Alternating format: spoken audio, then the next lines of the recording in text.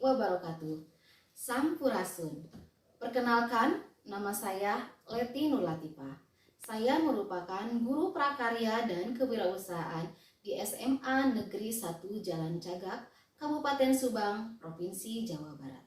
Harapan saya untuk sekolah dan kemajuan Jawa Barat adalah saya bertekad untuk menumbuhkan dan mengembangkan jiwa serta sikap kewirausahaan warga sekolah dengan cara meningkatkan pengetahuan dan wawasan kewirausahaan, pemanfaatan bahan pembelajaran, penggunaan media strategi juga metode pembelajaran yang inovatif dan bervariatif, juga pemanfaatan sarana prasarana pembelajaran yang optimal, serta pemanfaatan kemajuan iptek untuk meningkatkan mutu pembelajaran.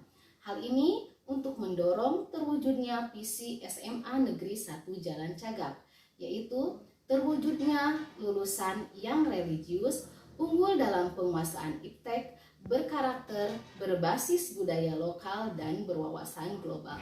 Hal ini juga tentu sejalan dengan visi Jawa Barat, yaitu terwujudnya Jawa Barat juara lahir batin dengan inovasi dan kolaborasi. Sekian dari saya, terima kasih atas perhatiannya. Wassalamualaikum warahmatullahi wabarakatuh.